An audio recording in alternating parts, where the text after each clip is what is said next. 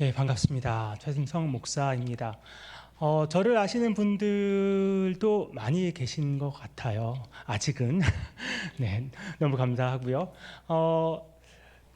덜 모르시는 분들도 혹시 있을 것 같아서 저는 이 교회에서 태어나서 유아 세례도 여기서 받고 입교도 여기서 했습니다.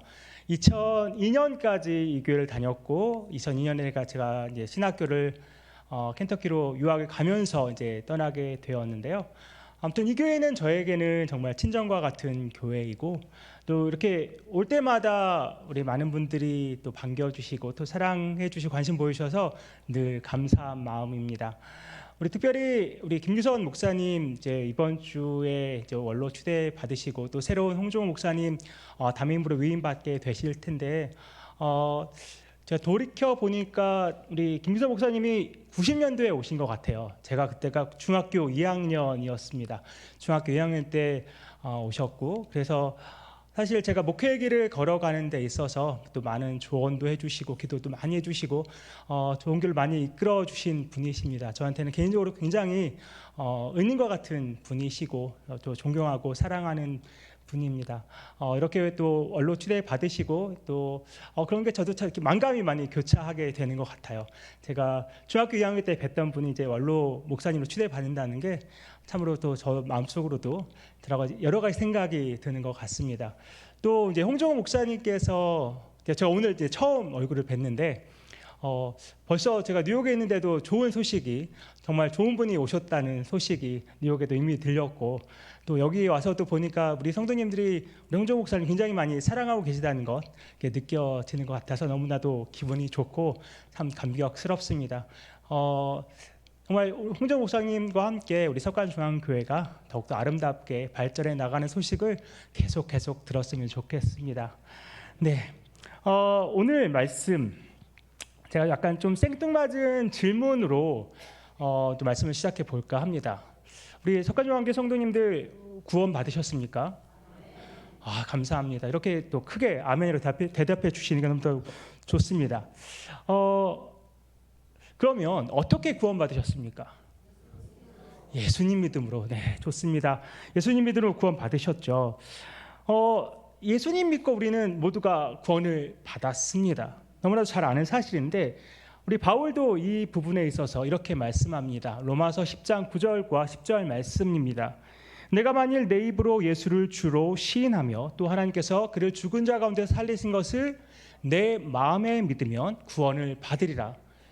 사람이 마음으로 믿어 의에 이르고 입으로 시인하여 구원에 이르느니라 라고 바울이 고백한 적이 있습니다. 예수가 나의 주님이십니다. 또 예수님께서 나를 위해 죽으셨고 또 죽으셨다가 3일 만에 다시 사셨습니다. 이러한 믿음으로 우리는 구원을 모두 받았습니다.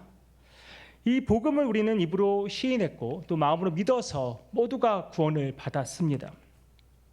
그런데 우리가 믿음으로 구원을 받았다고 할 때 오해하지 말아야 할 부분이 있습니다.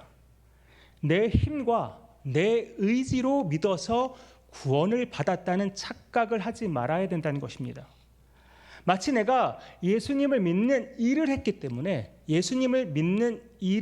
때문에 그 보상으로 구원을 받았다는 착각을 해서는 안 된다는 것입니다. 에베소서 2장 8절과 9절 말씀이 이렇습니다. 너희는 그 은혜에 의하여 믿음으로 말미암아 구원을 받았으니 이것은 너희에게서 난 것이 아니요 하나님의 선물이라. 행위에서 난 것이 아니니 이는 누구든지 자랑하지 못하게 함이라라고 바울이 말합니다. 이 구절에서 중요한 단어는 은혜와 선물입니다. 선물 다 알다시피 거저 받는 것이 선물입니다. 또 은혜도 받을 자격이 없는 자에게 주어지는 것이 바로 은혜입니다. 따라서 구원은 자격이 되지 않는 자에게 주어지는 것이 바로 구원입니다. 그런데 우리가 생각해 보면 내가 믿어야지, 그래 내가 믿고 말 거야 라는 어떤 내 의지로 믿게 되신 분은 아무도 없습니다. 성령께서 우리 안에서 역사해 주셔서 우리 안에 믿음을 넣어 주셨기 때문에 우리가 예수를 믿고 구원을 받게 된 것입니다. 그래서 우리 믿음조차도 내가 무언가를 해낸 어떤 행위로 인해서 구원받은 것이 아니라는 겁니다. 하나님께서 성령을 통해서 우리에게 주셨기 때문에 우리가 구원을 받게 된 것입니다. 따라서 우리가 구원에 있어서는 내가 한 공로, 행위가 아무것도 없다는 것입니다. 여러분이 믿음으로 구원을 받았습니까? 그렇다면 여러분은 전적으로 하나님의 은혜로 구원을 받은 것입니다. 바울은 분명 그 구원이 하나님의 선물이라고 말합니다. 우리의 행위에서 난 것이 절대로 아니라고 말합니다. 그런데 이렇게 바울이 구원에 대해서 이렇게 말을 했는데 우리가 오늘 야고보서를 읽어보니까 좀 헷갈리기 시작합니다. 마치 믿음만이 아니라 행위로 인해서 구원을 받는 것 같다는 좀 생각이 듭니다. 오늘 본문 14절입니다. 내 형제들아, 만일 사람이 믿음이 있노라 하고 행함이 없으면 무슨 유익이 있으리요? 그 믿음이 능히 자기를 구원하겠느냐? 이 구절의 요지가 무엇입니까? 행함이 없는 믿음이 어떻게 사람을 구원할 수 있겠는가입니다. 이건 마치 바울의 구원론에 대해서 대항하듯 야고보가 또 다른 신학을 좀 펼치는 듯한 느낌이 듭니다. 그러면 바울이 맞는 걸까요? 야고보가 맞는 걸까요? 오, 훌륭하십니다. 맞습니다. 둘 다 맞습니다. 둘 다 맞습니다. 야고보와 바울 모두 맞는 말을 하고 있습니다. 근데 마치 이렇게 서로 모순이 되는 것 같은 말을 하고 있는데 어떻게 두 말이 다 진리가 되는 것일까요? 제가 고 오카는 목사님 설교 중에 일부분을 제가 한번 읽어드리도록 하겠습니다. 현대교회가 안고 있는 참 큰 고민거리가 하나 있습니다. 그것은 구원 인플레 현상입니다. 구원 인플레 현상이에요. 인플레가 뭔지 아시잖아요? 돈을 많이 찍어내면 나중에 돈 가치가 없어져 인플레가 되잖아요. 교회에서 말이죠. 구원을 너무너무 손쉽게 이야기하는 거예요. 당신 예수 믿습니까? 믿습니다. 아, 당신 구원받았군요. 뭐 너무너무 쉽게 이야기하는 거예요. 입으로는 예수 믿는다고 하지만 실제 그 내면에 진정한 변화가 있는 사람인가를 체크를 하지 않아요. 정말로 과거의 죄를 다 주님 앞에 회개하고 새 삶을 시작했는지에 대한 증거를 정확하게 점검하지를 않아요.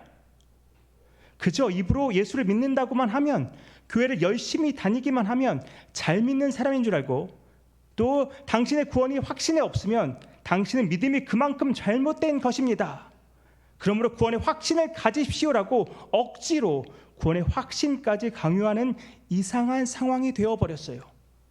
기독교의 구원, 기독교의 은혜를 너무 쉽게 받는 것으로 착각하기 때문에 자기가 신앙이 좋고 반드시 구원받는다고 믿는 사람들이 점점 많아지는데, 그 가운데는 착각에 빠진 사람들이 한두 명이 아니라 그 말이에요.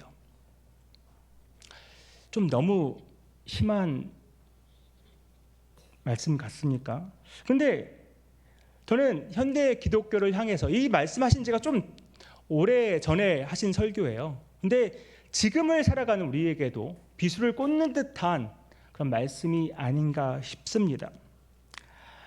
우리가 구원을 받으려고 천국에 가려고 교회를 다니는데 과연 그 사람의 믿음이 진짜 믿음인가, 참 믿음인가에 대해서 근본적인 질문을 던지고 있는 것입니다. 또 오카는 목사님이 다른 설교에서 복음에는 진리의 양면성이 들어있다고 이렇게 설명하십니다.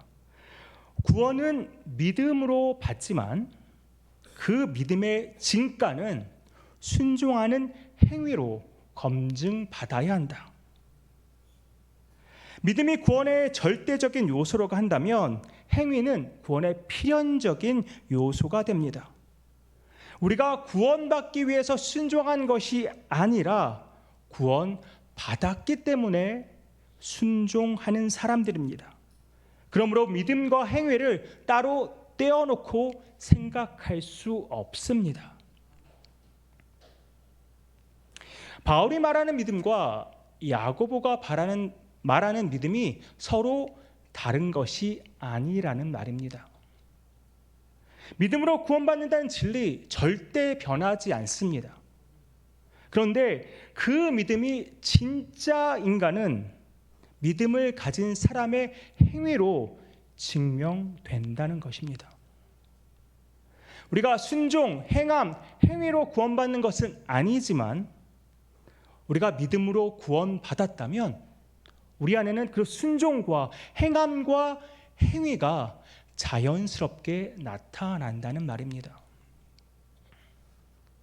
어느 신학자의 말처럼 행함이 믿음에 어떻게 첨가되어야 하는 것이 아니라 참된 믿음이라면 행함이 자연스럽게 그 삶에 녹아져 있다는 것입니다. 이런 관점에서 야고보 사도가 14절을 말한 것인데요.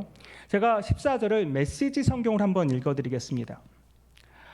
사랑하는 친구 여러분, 여러분은 온갖 옳은 말씀을 배우기만 하고 아무것도 행하지 않으면서 잘 되기를 바랍니까? 어떤 사람이 믿음을 논하기만 하고 전혀 실천하지 않는다면 그 사람에게 믿음이 실제로 있는 것이겠습니까? 이어서 야고보 사도가 그 이유를 비유를 들어 설명합니다. 만일 형제나 자매가 헐벗고 굶주려 있는데 그 사람에게 그냥 말로 평안에 가서 잘 먹고 잘 쉬고 잘 평안하게 잘 지내십시오 말로만 한다면 정말 그것이 어떤 소용이 있겠느냐라고 반문합니다. 그것이 행함이 없는 믿음과 똑같다는 거예요. 17절입니다. 이와 같이 행함이 없는 믿음은 그 자체가 죽은 것이라. 죽었단 말이 무슨 말입니까? 아무 소용이 없다는 말입니다. 행함이 없는 믿음은 아무것도 해주지 않으면서 입으로만 따뜻하게 하고 평안히 가고 잘 먹고 잘 사십시오라고 말로만 하는 그런 거와 똑같다는 말입니다. 너무 심한 표현이 아닌가 싶지만 또 19절에서 야고보가 이렇게 의미심장한 말을 던집니다. 내가 하나님은 한 분이신 줄을 믿느냐? 잘하는도다. 그런데 귀신들도 믿고 떠느니라. 하나님이 한 분이신 줄 믿는다면 아주 잘하는 거 맞다. 그런데 귀신도 잘 알아. 귀신도 그렇게 믿고 떤단 말이지 라고 말하고 있습니다. 그저 믿는 것만으로는, 그저 아는 것만으로는 그 믿음이 진짜 믿음인지 참 믿음인지 증명해낼 수 없다는 말입니다. 18절 말씀을 제 생각에 가장 잘 번역한 말씀이 제 생각에 공동 번역인가 싶은데 제가 한번 18절을 공동 번역으로 읽어드리겠습니다. 이렇게 말하는 사람도 있을 것입니다. 당신에게는 믿음이 있지만 나에게는 행동이 있어. 나는 내 행동으로 내 믿음을 보여줄 테니 당신은 행동이 따르지 않는 믿음이라는 것을 보여주시오. 행동이 따르지 않는 믿음을 보여달라. 이렇게 도전하는 것은 결국 진짜 믿음은, 참된 믿음이라는 것은 행함이 없이는 절대 존재할 수 없다는 것을 야고보는 강조하고 있는 것입니다. 믿음과 행함의 분리는 있을 수도 없고 정말 그 사실 자체가 믿음과 행함이 분리된다는 것은 불가능하다고 야고보 사도는 지금 말하고 있는 것입니다. 그러면서 두 사람의 예를 듭니다. 바로 한 사람은 믿음의 조상 아브라함입니다. 우리가 잘 아는 것처럼 아브라함은 100세에 아들 이삭을 낳았습니다. 그런데 하나님께서 청청병력 같은 말씀을 하십니다. 내 아들 이삭을 제물로 바쳐라. 지금 100세에 낳아서 정말 귀한 자식, 눈에 넣어도 하나도 아프지 않을 그 자식을 하나님께서 제물로 바치라고 말씀하십니다. 그런데 아브라함은 그 말씀에 순종하여서 이삭을 제단 위에 바치고 죽이려고 합니다. 칼로 이삭을 잡으려고 합니다. 바로 그때 하나님께서 또 그것을 막으시고 여호와 일의 하나님이심을 보여주셨는데, 그것을 야곱은 이렇게 평가합니다. 21절입니다. 우리 조상 아브라함이 그 아들 이삭을 제단에 바칠 때에 행함으로 의롭다 하심을 받은 것이 아니냐. 그런데 이 말씀은 또 바울의 로마서 4장 3절의 말씀과 조금 부딪히는 것 같은데, 로마서 4장 3절에서 바울이 이렇게 말합니다. 아브라함이 하나님을 믿음으로 의로 여겨진 바 되었다. 이 또 두 말씀이 상충되는 것 같아 보입니다. 그러나 아브라함이 100세에 낳은 아들 이삭을 제물로 바칠 수 있었던 그 믿음의 행동에 그 근본이 무엇이었는지, 그 믿음은 도대체 어떠한 믿음이었는지 히브리서 11장 17절에서 19절 이렇게 말씀합니다. 아브라함은 시험을 받을 때에 믿음으로 이삭을 드렸으니 그는 약속들을 받은 자로 돼 그 외아들을 드렸느니라. 그에게 이미 말씀하시기를 내 자손이라 칭할 자는 이삭으로 말미암으리라 하셨으니 그가 하나님이 능히 이삭을 죽은 자 가운데서 다시 살리실 줄로 생각한지라. 아브라함에게 하나님께서 나타나셔서 너희 자손이 바다의 모래와 같이 하늘의 별과 같이 많게 될 것이라는 약속의 말씀을 주셨습니다. 그 말씀이 사라를 통해 낳은 자식을 통해서 이루겠다고 하나님은 약속하셨습니다. 그런데 하나님이 지금 사라를 통해 낳은 아들 이삭을 제물로 바쳐 죽이라고 말씀하십니다. 그럼에도 불구하고 아브라함은 믿었습니다.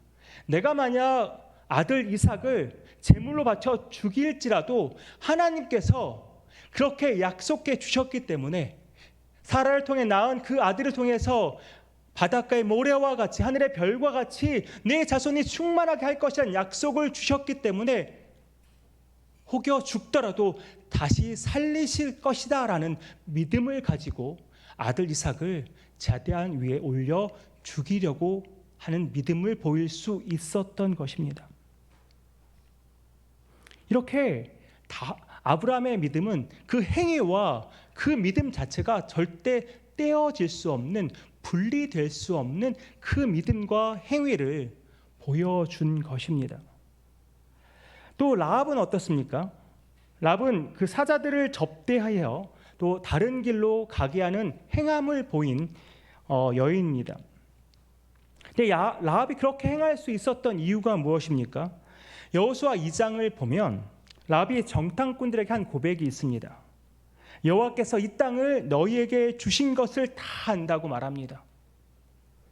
이스라엘 백성이 애굽에서 나올 때 여호와께서 어떤 일을 보이셨는지, 어떠한 역사를 하셨는지 내가 다 들어서 안다. 결국 이 땅은 너희 땅이 될 것이라는 것을 이미 라합은 알고 믿었던 것입니다. 그러면서 이렇게 고백합니다.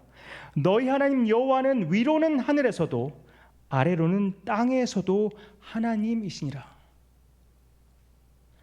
라합이 그냥 하나님에 대한 소문만 듣고 그저 아는 정도가 아니라 그 하나님, 이스라엘 백성을 애굽에서 인도해내시고 바로 이제 이곳을 정복하게 하실 그 하나님을 믿었기 때문에 실제로 그 행함으로 그 믿음을 증명할 수 있었던 것입니다. 오늘 본문 26절을 통해서 야고보는 다시 한번 오늘 말씀의 주제를 부각시킵니다. 영혼 없는 몸이 죽은 것 같이 행함이 없는 믿음은 죽은 것이니라. 메시지 성경은 이렇게 번역합니다. 여러분이 육체와 영을 분리시키는 바로 그 순간에 여러분은 싸늘한 시체가 되고 맙니다. 믿음과 행함을 한번 분리시켜 보십시오. 여러분이 얻을 것은 시체뿐입니다. 믿음과 행함 절대 분리시킬 수 없다는 말입니다. 진짜 믿음은 행함을 수반하게 되어 있다는 말입니다. 따라서 저와 여러분이 믿음이 있다면 우리는 행함으로 우리의 믿음을 증명할 수 있습니다. 아니, 우리는 행함으로 저와 여러분이 어떠한 믿음을 가지고 있는지, 저와 여러분이 가지고 있는 그 믿음이 참 믿음이고 진짜 믿음인지를 증명해 내어야 한다는 말입니다. 나를 위해 죽으시고 나를 위해 다시 사신 예수 그리스도만이 나의 주시오 왕이시오라는 그 고백을 우리가 진정으로 하고 그 예수 그리스도를 우리가 믿고 있다면 우리 믿음이 그저 예수 그리스도를 아는 지식에 멈춰 있을 수 없다는 말입니다. 우리에게 믿음이 있다면 아주 자연스럽게 예수님이 내 삶의 주인이 되십니다. 나의 모든 주권을 다 주님 앞에 내어드리는 믿음으로 살아가게 됩니다. 우리 안에 믿음이 있다면 주님이 말씀하실 때 그 말씀이 너무나 힘들고 버겁고 지키기 어렵더라도 순종해 낼 수 있습니다. 우리에게 믿음이 있다면 주님과 동행하는 길, 때로는 힘들고 버거운 일이지만 그것을 기쁨으로 걸어나가게 됩니다. 우리에게 믿음이 있다면 그 좁은 길, 그 좁은 문도 기꺼이 기쁨으로 걸어나가게 된다는 말입니다. 또한 참된 믿음을 가진 사람은 절대 구원파처럼 살아가지 않습니다. 구원파 어떤 사람들입니까? 믿고 구원받았으니까 이제는 내 마음대로 살아도 된다. 이제는 내 행위에 어떠한 책임도 없다라고 생각하면서 사는 사람들이 바로 구원파들입니다. 그런데 혹여 우리도 구원파의 모습이 있지는 않습니까? 이제 나는 이제 믿고 구원받았으니까 결국에 내가 죽으면 천국에 갈 거니까 이제는 그냥 어떻게든 살기만 하면 되겠지. 그냥 뭐 대충 이 세상 살아가다 보면 죽으면 나는 천국에 가겠지라고 생각하면서 살고 있지는 않냐는 것입니다. 그런데 난 어차피 죽으면 천국에 가니까 내 마음대로 살아도 된다. 내가 어떻게 살아도 상관없다고 생각한다면 그것만큼 값싼 복음과 값싼 은혜가 어디에 있겠습니까? 예수님 십자가에서 엄청난 대가를 치르면서 우리를 위해 죽으셨는데 우리의 삶은 그저 그냥 하루하루 대충 살아가고 이제 이렇게 살다가 죽으면 나는 천국에 가겠지라고 살아간다면 그것만큼 값싼 복음, 값싼 은혜가 어디 있겠냐는 말입니다.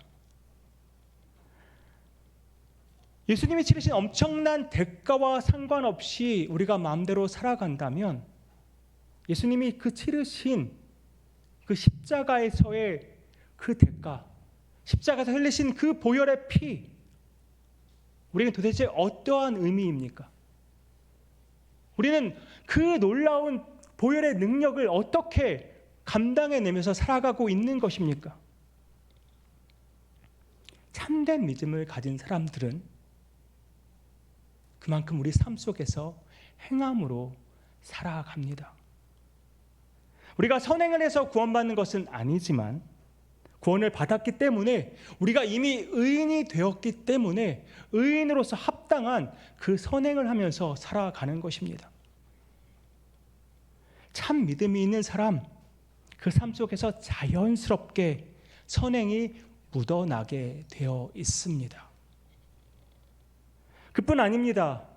참 믿음, 진짜 믿음을 가진 사람은 시련 속에서도 역경 속에서도 나와 함께 하시는 주님을 꼭 붙잡고 살아갑니다. 세상 붙잡지 아니하고 내 삶 속에 역사하시는 그 주님 붙잡고 살아갑니다. 두렵고 떨리지만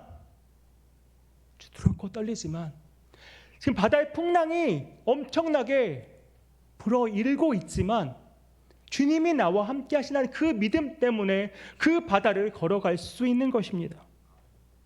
거센 풍랑이 휘몰아치더라도 주님과 함께 우리가 살아간다면 주님 손 붙잡고 그 휘몰아치는 풍랑 속에서도 담대히 나아갈 수 있다는 것입니다.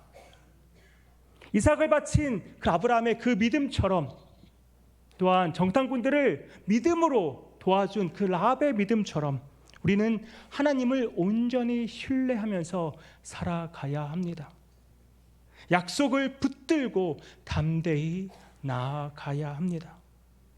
이렇게 우리는 나의 믿음을 증명하면서 살아가야 합니다. 우리 사랑하는 석가중앙교회 성도님들, 이제 여러분의 믿음을 어떻게 증명하면서 살아가시겠습니까? 사실 여러분 안에 참된 믿음이 있다면 굳이 증명하려고 애쓰지 않아도 자연스럽게 삶 속에 묻어나게 될 것입니다. 칼빈신학교 철학신학 교수이신 강영환 교수님이 이런 말씀을 하셨습니다. 제대로 내가 믿고 있는지를 체크할 수 있는 3가지 체크 포인트가 있는데 바로 이것입니다. 첫 번째, 하나님만 신뢰하나요? 두 번째, 하나님을 제대로 알고 동의하나요? 세 번째, 그 열매가 삶에서 나타나고 있나요? 한번 점검해 보기 바랍니다. 우리 정말 제대로 믿고 있습니까? 하나님만 정말 신뢰하고 살아가고 있습니까? 다른 것은 의지하지 않고 오직 하나님만 붙잡고 하나님만 의지하면서 우리 지금 살아가고 있습니까? 하나님과 친밀한 교제 속에서 말씀과 기도를 통해서 더욱 하나님을 알기 원하고, 하나님이 우리 안에 말씀해 주실 때, 말씀을 통해서 기도를 통해서 우리 안에 말씀해 주실 때, 주님, 내가 그것을 동의합니다, 내가 그것을 순종하겠습니다 하고 그렇게 믿음으로 나아가고 있습니까? 또한 저와 여러분의 삶에서 그 믿음으로 인해, 그 참된 믿음으로 인해 아름다운 열매가 맺혀지고 있습니까?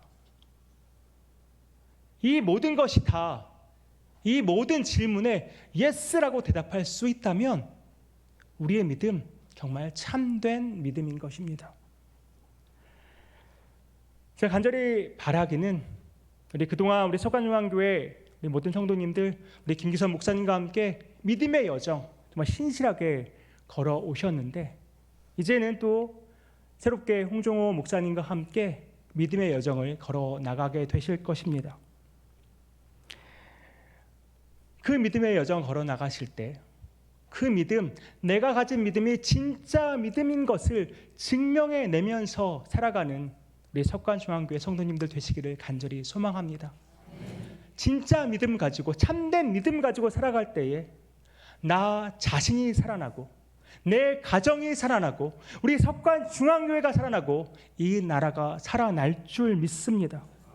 여러분의 믿음으로 그렇게 여러분의 믿음을 증명해낼 때, 여러분의 믿음을 삶으로 증명해낼 때 우리 모두가 살아나게 될 것입니다. 이러한 놀라운 축복이 우리 석관중앙교회 모든 성도님들에게 함께하기를 주님의 이름으로 축복합니다. 기도하겠습니다. 아버지 하나님, 참 감사합니다. 우리 석가중앙교회 모든 성도님들 주님의 이름으로 축복합니다. 우리 그동안 우리 김기선 목사님과 함께 믿음의 삶, 치열한 삶을 살아왔습니다. 그 믿음을 지키고자 날마다 목숨을 걸고 또한 소리 높여 주님께 부르짖으며 그 믿음을 지키며 살아왔습니다. 아버지 하나님, 이제 또 홍종호 목사님과 함께 그 믿음을 증명해내며 살아가게 될 것입니다. 아버지 하나님, 정말 주님께서 함께하여 주시고 성령께서 역사하여 주셔서 참으로 주님 앞에 온전히 칭찬받는 삶, 세상 속에서 믿음을 드러내고 증명해내는 통해서 예수 그리스도를 나타내고 예수 그리스도의 영광을 드러내어서 많은 사람들이 우리 석관중앙교회 성도들을 보고 주님께로 돌아오는 놀라운 역사가 일어나도록 주님 축복하여 주시옵소서. 이 모든 말씀 예수님의 이름으로 기도하옵나이다. 아멘.